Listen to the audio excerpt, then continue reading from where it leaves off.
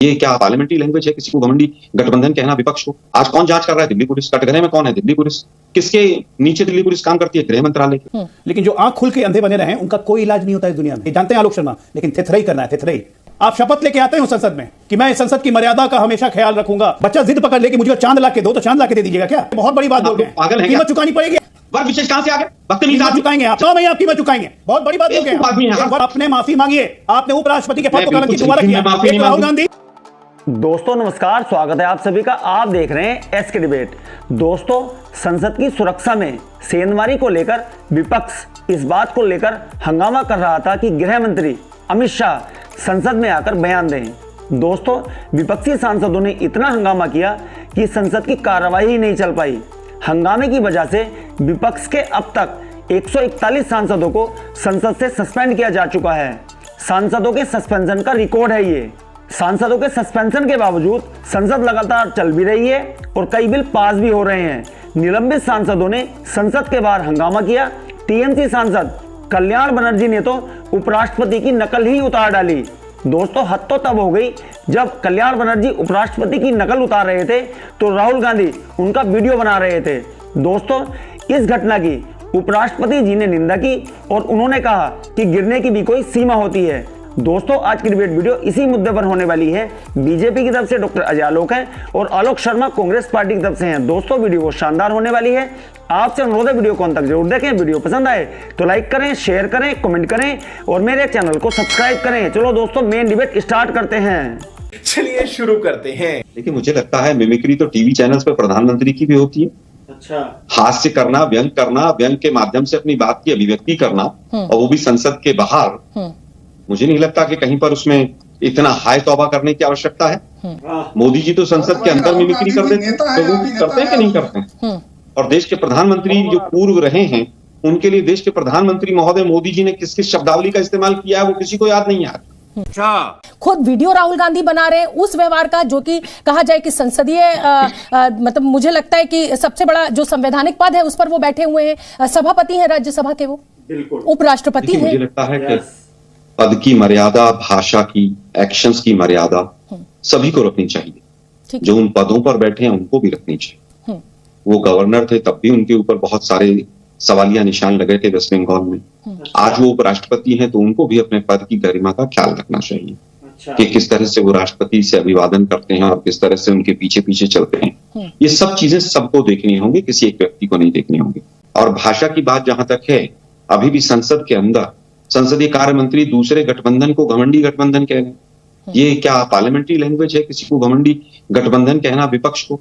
क्या वेल में पहली बार सांसद गए हैं? क्या विपक्ष में नहीं गए थे? आज कौन जांच कर रहा है? दिल्ली पुलिस। कटघरे में कौन है? दिल्ली पुलिस। किसके नीचे दिल्ली पुलिस काम करती है? गृह मंत्रालय के। हम किसको दोषी मान रहे हैं कि गृह मंत्रालय दोषी है और जांच भी दिल्ली पुलिस कर रही है?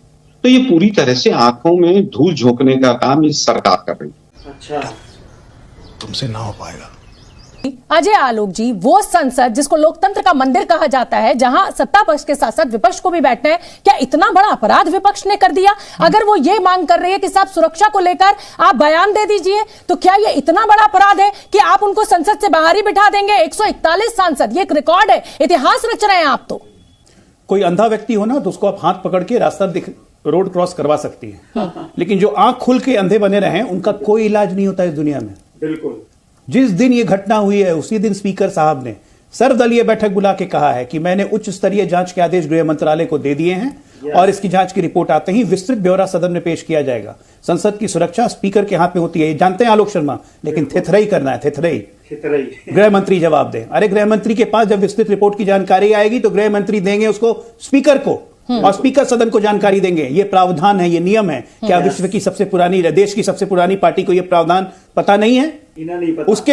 उसके बावजूद गृह रक्षा मंत्री राजनाथ सिंह जी ने फिर से विस्तृत जानकारी देते हुए पूरे हाउस को आश्वस्त किया कि जैसी उच्च स्तरीय रिपोर्ट आएगी। उच्च स्तरीय रिपोर्ट किसकी अध्यक्षता में बनी है? जो इस देश के सबसे सीनियर मोस्ट डीजीपी हैं, उनकी अध्यक्षता में कमेटी जांच कर रही है। उसकी रिपोर्ट आएगी, सदन में जाएगी, स्पीकर के पास जाएगी, क्योंकि ये प्रॉपर्टी स्पीकर की है, ये गृह मंत्री का प्रेरोगेटिव नहीं है। आप विपक्ष में हैं, आप सांसद हैं, तो आपको संसद की मर्यादा का ख्याल रखना पड़ेगा। आप शपथ लेके आते हैं उस संसद में कि मैं संसद की मर्यादा का हमेशा ख्याल रखूंगा। ये शपथ पत्र में लिखा होता है। शपथ पत्र में यह नहीं कहा जाता है कि मैं संसद के वेल में आके ऐसे कैसे करके चिट्ठियां फाड़ूंगा, मैं अपनी कुर्सी से निकल जाऊंगा, मैं टेबल पे खड़ा होकर नाचने लगूंगा, मैं चेयर की तरफ कुछ भी फेंकूंगा, मैं अशोभनीय हरकत करूंगा और उसके बाद भी आप संसद में रहेंगे। बिल्कुल गलत नहीं हुआ है। ऐसे ऐसे व्यक्तियों को देश देखता है आजकल लोकसभा राज्यसभा टीवी के माध्यम से, और ऐसे ऐसे व्यक्तियों का क्या हल जनता करेगी ये चुनाव बताएगा। क्या बात है सर, क्या बात है सर। लेकिन अगर विपक्ष ये मांग कर रहा है कि गृह मंत्री आए और बयान दे दें, राजनाथ सिंह बयान दे सकते हैं, स्पीकर बयान दे सकते हैं, तो खुद गृह मंत्री क्यों नहीं दे सकते? क्या ये नहीं मानना जाना चाहिए कि ये जिद आप भी पाल कर बैठे कि साहब इनको जो करना है करने दीजिए, लेकिन हम भी नहीं आएंगे और हम भी नहीं बोलेंगे? शोभना जी, जिद की बात ही नहीं है। नियमों के तहत सदन चलता है, आपकी जिद या मर्जी के तहत नहीं चलता है। ये परिवार शासन नहीं चल रहा है कि एक परिवार की जिद हो गई तो संसद बंद हो गया, सारे विपक्ष के सांसद जेल में डाल दिए गए और 42nd अमेंडमेंट पास हो गया। आप नियम और प्रक्रिया से चलिएगा। नियम प्रक्रिया ये कहते हैं कि रिपोर्ट आएगी तो वो स्पीकर के पास जाएगी और उसके बाद स्पीकर हाउस को अवगत करवाएंगे। बच्चा जिद पकड़ ले कि मुझे चांद ला के दो, तो चांद ला के दे दीजिएगा क्या? ये जिद कर, इनको विपक्ष की भूमिका पता ही नहीं है क्या होती है। ये परिवार 60 साल से शासन करते करते भूल गया है कि यह विपक्ष में है। अरे भाई, सिक्योरिटी ब्रीच हुई है, आप उसमें गलती क्यों नहीं मानते? ये गलती मानिए ना। उसके ऊपर आपका जो कंडक्ट है स्पीकर महोदय पिछले 1-1.5 साल का, वो बड़ा खतरनाक रहा। जिस सांसद ने दूसरे सांसद को आतंकी और पता नहीं क्या क्या शब्द कहा, मुल्ला और पता नहीं कौन कौन सा शब्द, वो तो संसद में बैठा हुआ है आज भी। तो फिर आपकी मिमिक्री हो या आपके ऊपर चार्जेस लगे या आपके ऊपर आरोप लगे, ये तो आपको भी तय करना होगा ना कि आप जिस पद पर बैठे हैं क्या उस पद की गरिमा को आप रख रहे हैं। जिस सांसद ने पास बनाए उसके ऊपर तो कोई एक्शन नहीं होगा। 141 सांसद बाहर हो जाएंगे। आपने उसके ऊपर एक्शन क्यों नहीं लिया अभी तक स्पीकर महोदय? आप अभी तक राजस्थान में मुख्यमंत्री बनते हुए घूम रहे थे, इसलिए आपने सिक्योरिटी के ऊपर ध्यान नहीं दिया। एक व्यक्ति मुख्यमंत्री बनने की होड़ में था, एक व्यक्ति संवैधानिक पद पर बैठकर राजस्थान में 1 साल में 15-15 चक्कर लगा रहा था। अशोक गहलोत ने कहा कि आप उपराष्ट्रपति हैं, आप अपने पद की गरिमा को समझिए, आप यहाँ के चुनाव को प्रभावित मत कीजिए। अच्छा, आज सवाल पूछेंगे तो क्यों नहीं पूछेगा देश? क्यों नहीं कहा जाएगा कि आपकी वजह से सिक्योरिटी में लैप्स हुआ? क्यों नहीं कहा जाएगा कि आप नॉन सीरियस हैं? चड्ढा समझाओ, इसे समझाओ। आज आपने साबित किया है कि आप में एक वर्ग विशेष, आप उपराष्ट्रपति को नहीं है, आप एक वर्ग विशेष को अपमानित करने के लिए यहां बैठे हुए हैं। आलोक शर्मा, बहुत बड़ी बात बोल गए आप लोग पागल का नाम लेके बहुत बड़ी बात बोल गए। पागल हैं, कीमत चुकानी पड़ेगी आपको। आलोक शर्मा जी, ऐसी भाषा का इस्तेमाल मत कीजिए। इस बात को बोल रहे हैं। वर्ग विशेष कहां से आ गए? कीमत चुकाएंगे आप अपनी पार्टी की कीमत चुकाएंगे। अगर वो चुनाव को प्रभावित कर सकता है तो चुनाव में ही आप कीमत चुकाएंगे। बहुत बड़ी बात बोल गए। वर्ग विशेष के तहत आप बहुत बड़ी बात बोल गए। ये मोदी जी से सीख गए हैं। ट्विस्ट नहीं कर रहा हूं, आपके शब्द बोल रहा हूं। अपने शब्द को बोल के भागिए मत।